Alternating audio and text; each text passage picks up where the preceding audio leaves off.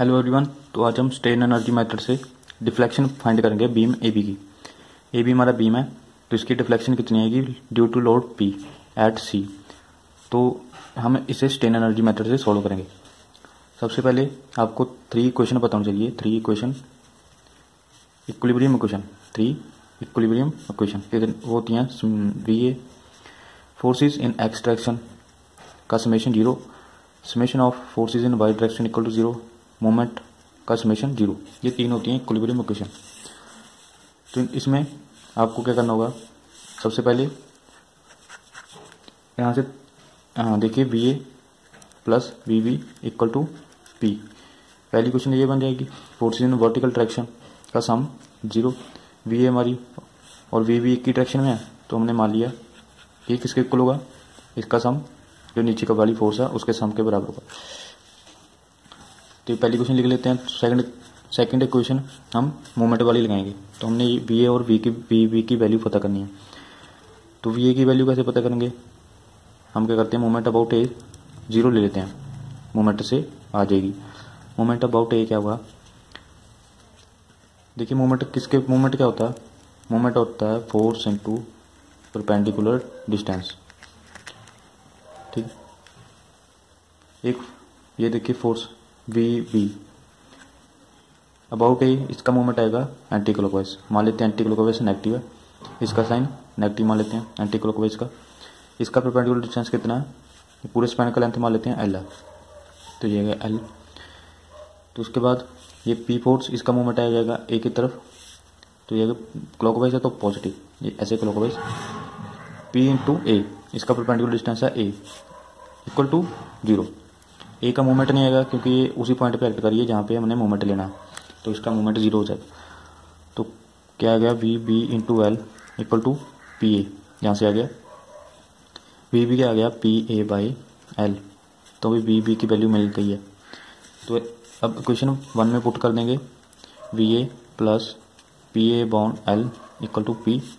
We A आ गया हमारा P minus P A by L, V A आ गया हमारा P L minus P A divide by L. P A equal to P common ले लेते हैं, L minus A divide by L. तो एल माइनस ए क्या है, पूरा एल है, उसमें से ए माइनस कर दिया तो बी बचेगा, तो वो आएगा पी बी बाई एल। तो वी ए आ गया पी बी बाई एल। तो हमने 2 रिएक्शन फाइंड कर दिए, V A and V B. तो अब स्ट्रेन एनर्जी का फॉर्मूला होता है, strain energy stored by any member. तो उसका फार्मूला होता है इंटीग्रेशन ऑफ मोमेंट का square into D S divide by 2EI। तो हमारे पास स्पैन है ए बी स्पैन।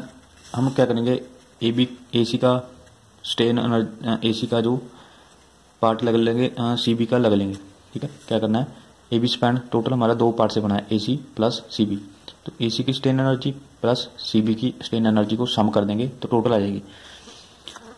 क्या करेंगे हम, स्ट्रेन एनर्जी को डब्ल्यू से लिखते हैं, WI से। तो ये हो जाएगी स्ट्रेन एनर्जी स्टोर्ड बाय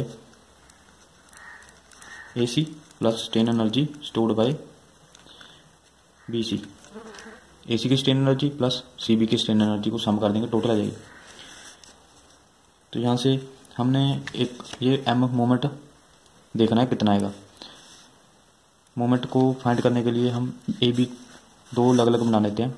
ये मान लीजिए AB AC स्पैन है, AC स्पैन का हम देख लेते हैं। यहाँ पे है VA, ठीक, तो यहाँ पे P लोड है। तो हम इसे क्या करेंगे, ये पूरा है A, तो यहाँ पे एक सेक्शन कट कर लेते हैं XX। ठीक, तो मोमेंट एट XX कितना आ जाएगा, VA इंटू ये इतना मान लेते हैं डिस्टेंस है x, VA जो VA फोर्स है, force into perpendicular distance into x। तो मोमेंट एट x आ गया हमारा VA इंटू x। तो टोटल मोमेंट कितना आएगा, AC पे पूरी लेंथ है 0, जहाँ पे मान लेते हैं 0 टू A, पूरी लेंथ कितनी है A। इसकी इंटीग्रेशन कर देंगे 0 से A, एक छोटा सा सेक्शन ले लिया, उसकी इंटीग्रेशन कर देंगे VA into x।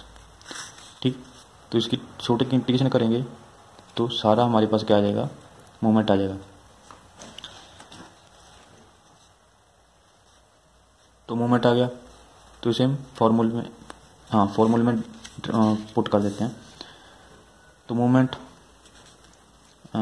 Strain energy I equal to 0 to A m xx का square into divide by 2EI into DS। ये AC मेंबर की है, तो ऐसी BC मेंबर की आएगी 0 to B, तो उसमें भी छोटा सा सेक्शन कट कर लेंगे। उसे मान लेते हैं y मान लेते हैं divide by 2EI into DS। ठीक है, तो जहाँ पे x एक्स लिए सेक्शन हम मानते हैं यहाँ पे dx, तो वैल्यू पुट कर देते हैं 0 to A x की वैल्यू है VA इंटू एक्स, इसका फिर स्क्वायर कर देना है, m मोमेंट का स्क्वायर है into dx divide by 2EI 0 to B। ऐसे ही आप m वाई वाई कैसे निकालेंगे, ये मान लीजिए B है यहाँ पे है C। ठीक है, यहाँ पे हमारा जो रिएक्शन है VB है। ठीक है, तो यहाँ पे लोड लग रहा है P, तो हम क्या करेंगे, सेक्शन काट लेंगे x, तो इसका मोमेंट क्या आ जाएगा, moment about y by VB into इसे मान लेते हैं, चलो इसे भी x ही मान लेते हैं x,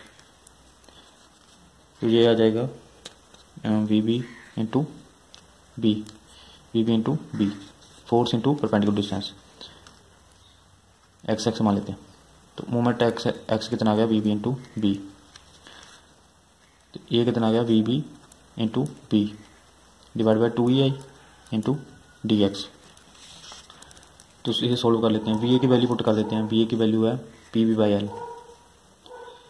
PB by L into X, इसका square into dx divide by 2EI plus 0 to B।